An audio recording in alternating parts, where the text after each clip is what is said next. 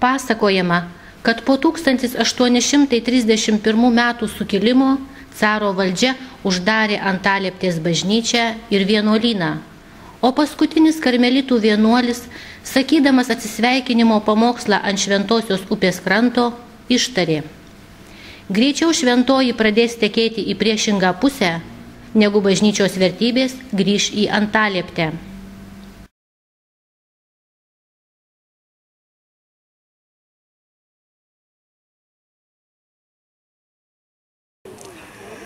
Kalnų mes neturim groblėtų, šventoji vingiuoja ramiai, čia žemė visų numylėta, Antalieptė mūsų namai, miškai čia sargybon sustoja, aplinkui melsvi ežerai, tau laimės metus atkartoja, gegučių balsingi kerai. Antalieptiškiai, gerbiami svečiai, malonu visus jūs matyti tradicinėse atlaiduose, Porciunkulės atlaiduose.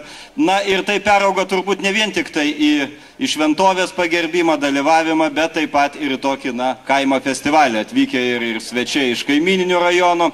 Ir manau, kad jūs tikrai gražiai praleisite čia laiką, gražiai pabendrausite vieni su kitais. Ir turbūt visiems Antalieptės ir apylinkių gyventojams tai geriausios tos akimirkos tikrai užsiliks visiems metams iki kitų švenčių. Taigi geros nuotaikos visiems, džiugių akimirkų, dalyvavimo, kas čempionate dalyvaus, kas susitiks su draugais ir gero oro. Taigi sėkmės šventė. Suvalgytos kauliukai palikti.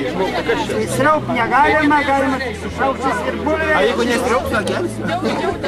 Dėmesio! Važiuojam! O kas 15? Kaip šuniškas lakimas. Ne, čia jau neprikipsi nieko, spartus ir...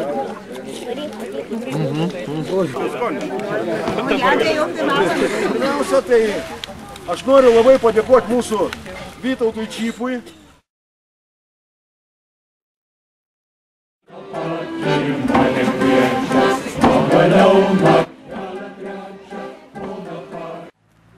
Labas diena. Kas galėtų papasakoti apie Antalieptę?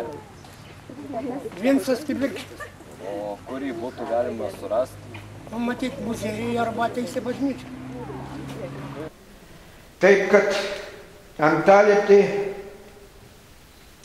buvo kažkada tai labai garsi savo praeitimi, savo istoriniais pergyvenimais, bet jį, tikėkimės, bus žinoma ir ateityje.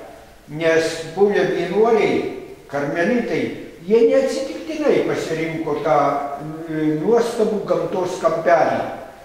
O tas kampelis yra tokia vietovė, kuri prieškaryje, kai buvo teisėtai vadinama kaip po kurortinę vietovę, čia ilsėdavosi kunigai, vienuoliai, nes yra turtinga tokiais žmonių teiginimu, jeigu tikėti, tai tokiais šaltiniais, kurių vandenukas turi gydomąją vertę.